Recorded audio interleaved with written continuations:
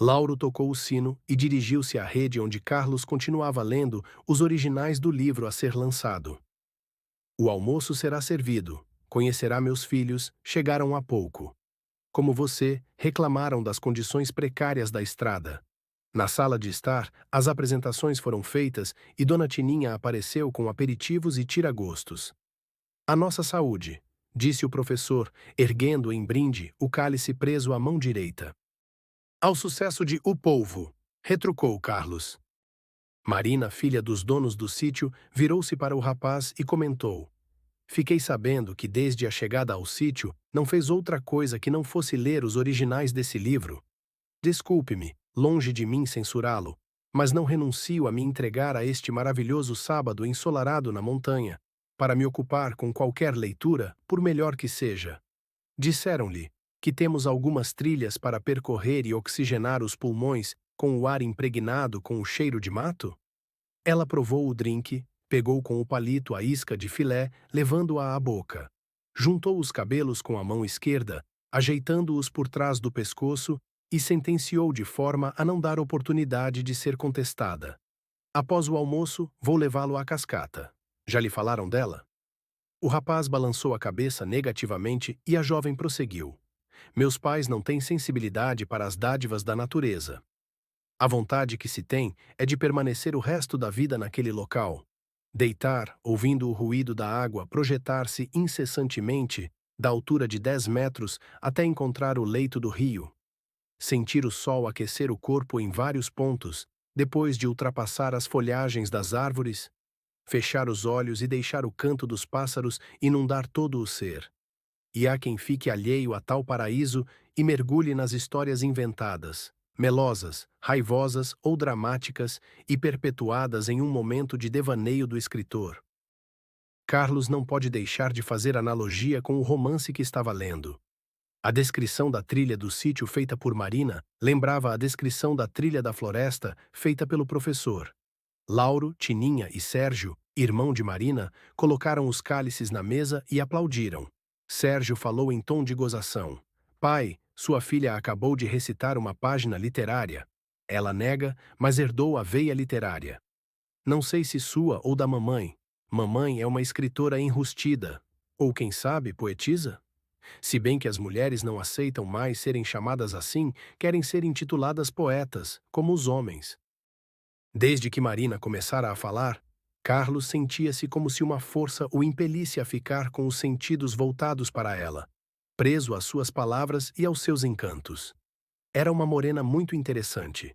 Alegre, face rosada, cabelos negros descendo um pouco abaixo dos ombros e emoldurando o rosto com uma franja, cintura marcada e pernas bonitas. Usava tênis branco como as meias, short rosa com frisos laterais azuis, camiseta de malha branca. Carlos sorriu e complementou o misto de elogio e brincadeira de Sérgio. Concordo e acrescento. Dito com tanto charme por uma garota linda como você, Marina, não há o que refutar.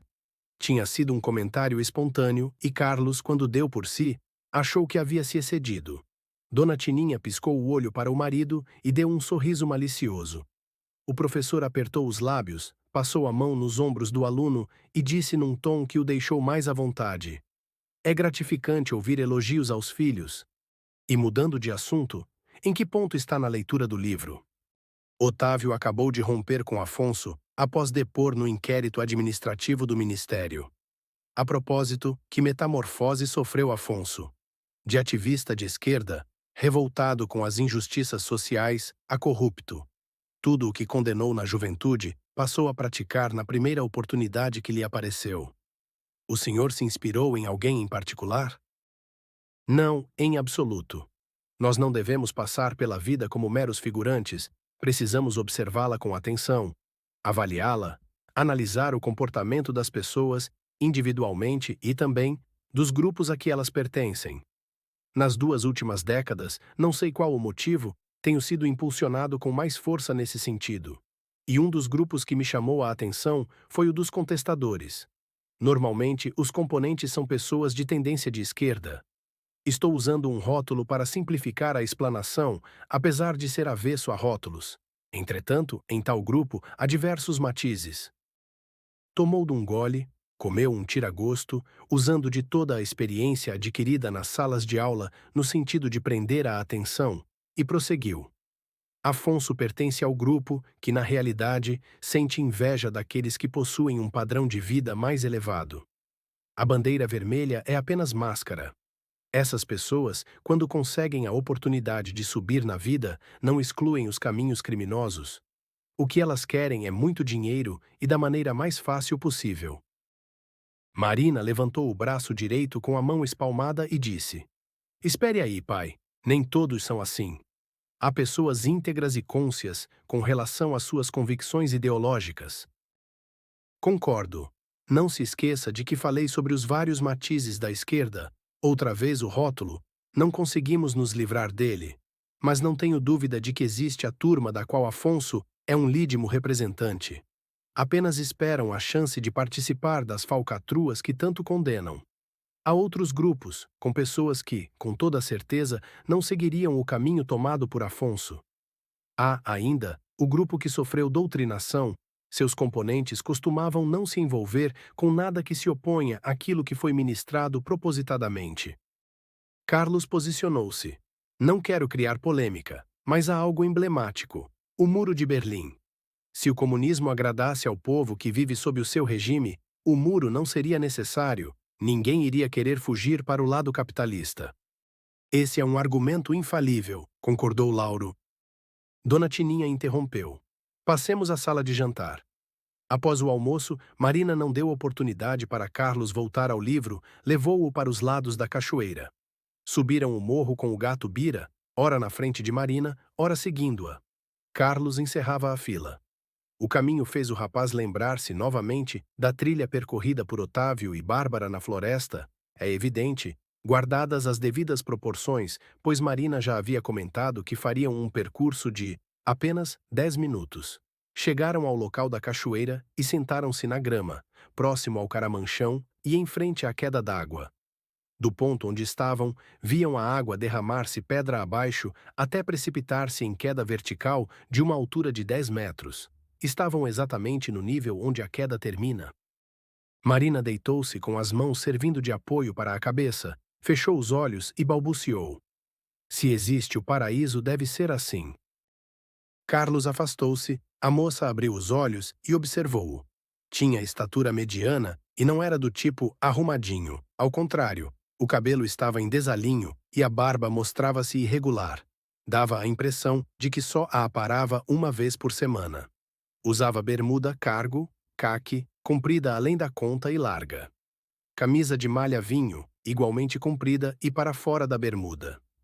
O tênis branco, velho, estava coalhado de traços e pontos negros provenientes do longo uso e da falta de boas esfregadas com água e sabão. O rapaz colheu algumas framboesas, pegou uma flor e retornou.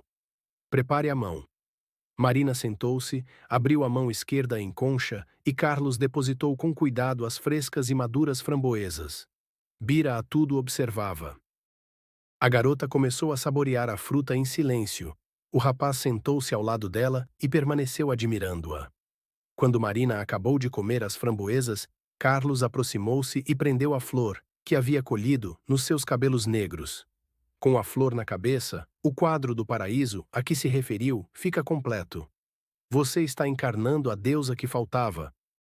É uma cantada inconsequente ou paixão avassaladora? Acredita em paixões incontroláveis? O livro, a ser lançado por seu pai, relata tal sentimento deflagrado logo no primeiro olhar.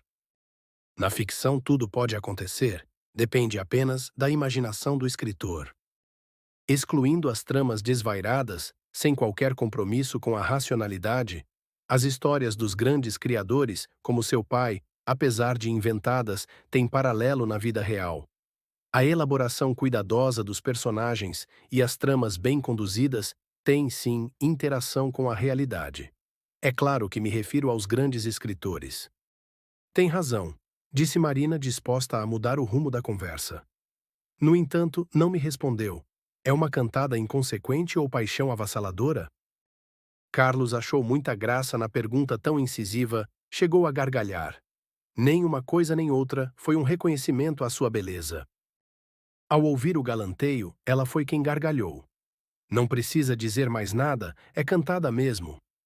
Continuou sorrindo e perguntou: Diga, quais são seus planos? Pretende mesmo ser escritor?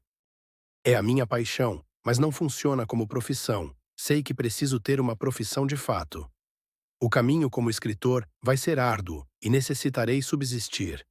Este ano, terminarei o curso de pós-graduação e no próximo farei doutorado na Inglaterra. Que beleza! Não quer me levar? Carlos sorriu, olhou fixamente para os olhos negros pequenos, carregados de feitiço e respondeu: Teria o maior prazer, mas sei que está brincando. Tem sua carreira aqui e provavelmente um amor que não abandonaria da noite para o dia. A moça deu uma gostosa risada, ajeitou os cabelos da forma costumeira e disse: Não pense que eu tenha tantas raízes. Este é o primeiro ano de formada. No consultório, passo a maior parte do tempo estudando. Cliente é raridade, há dias em que não atendo ninguém. Tenho consciência de que a dificuldade é inerente a todos que estão iniciando, mas não é fácil conviver com a frustração. De concreto, tenho o emprego na Marinha, conseguido através de concurso. É o que me garante um salário que, apesar de não ser alto, é suficiente para não precisar de ajuda financeira. Sua fala não era um lamento. Marina tinha sempre o semblante irradiando saúde e alegria. Bastava encará-la para sentir que transmitia otimismo. Continuou, com um leve sorriso de canto de boca. Quanto ao coração, há um ano não bate apressado por ninguém. Tive apenas um namoro sério e que durou quase um ano. O entusiasmo inicial foi arrefecendo, arrefecendo, até que senti que terminara. Na verdade, custamos a conhecer as pessoas, se é que conseguimos algum dia conhecê-las inteiramente. Ajeitou-se cruzando as pernas como um yogi, tocou o braço do rapaz com a mão direita e prosseguiu. Carlos, sou uma guerreira e herdei esse espírito dos meus pais. Não admito conformismo, nem a desculpa de que as coisas são difíceis. Se são difíceis, vamos à luta. Por que ficarmos nos lastimando e colocando a culpa dos nossos fracassos em terceiros? Da mesma forma, vamos ficar em casa, sem nada a fazer, acusando os governantes de incompetentes e corruptos? Não aguentava mais as lamúrias do ex-namorado.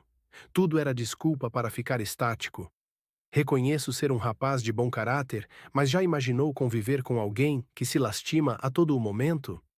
Fez uma pausa, suspirou, desfez as pequenas dobras do senho e continuou com um sorriso que deixava a boca ligeiramente torta. Já teve a oportunidade de conviver com alguém carente? Carlos não respondeu. É terrível. Essas pessoas pensam que a humanidade tem dívidas com elas, vivem cobrando. Meu ex-namorado é assim. Por mais que o ajudasse, queria mais. Quando não podia socorrê-lo, fazia um drama. Dizia-se abandonado e providenciava de imediato uma chantagem emocional. A insegurança não o largava nunca. A sensação que se tem ao lidar com pessoas desse tipo é de que elas se acham o centro do mundo. Exigem sempre.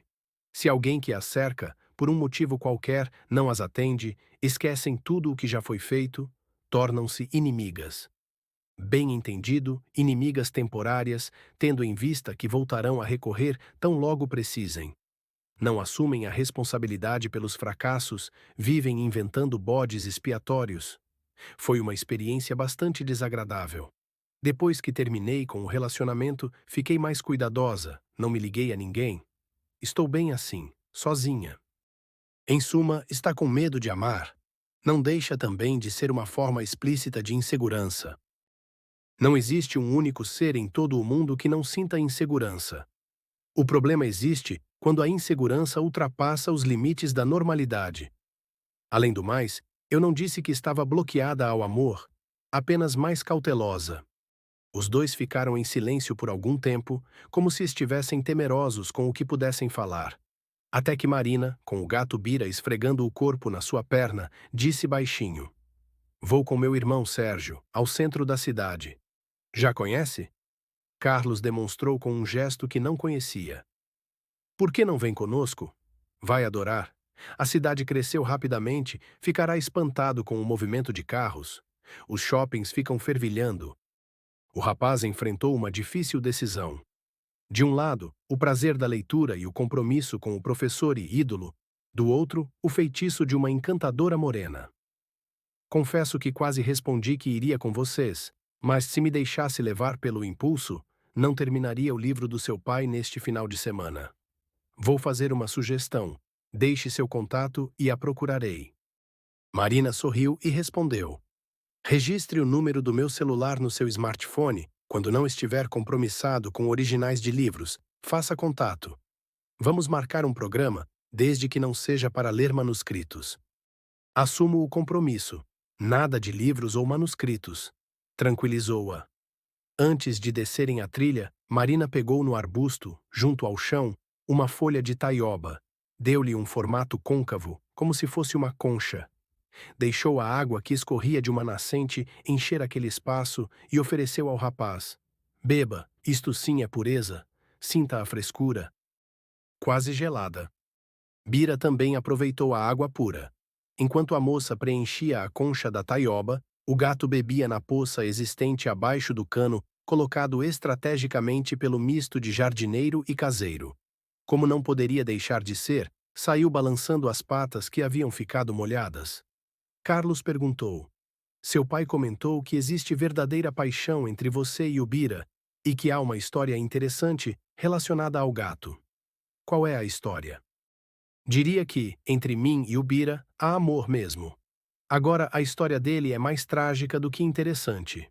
A mãe do Bira deu à luz a 4 filhotes e os vinha amamentando normalmente, até que, em determinado dia, a gata-mãe comeu uma aranha.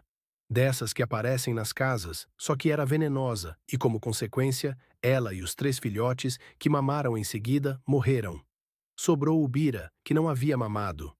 Passei a lhe dedicar muito carinho, a alimentá-lo com mamadeira, e por esse motivo surgiu uma ligação maternal. O Bira não me largava e eu não largava o Bira. Na realidade, eu sinto falta dele e ele de mim. Você tem razão, foi uma tragédia, mas a sua relação com o gato é linda. Iniciaram a descida. Desta vez, Marina levou o gato Bira no colo, para a alegria do felino. E dela. Ao chegarem à casa, Marina convocou o irmão para irem ao centro, e Carlos recolheu-se à leitura, no quarto, ávido por continuar a acompanhar as tramas de O Polvo. Recorreu ao final do último capítulo lido, para reavivar a memória e se situar. Tinha deixado a leitura no ponto em que Otávio havia rompido com Afonso.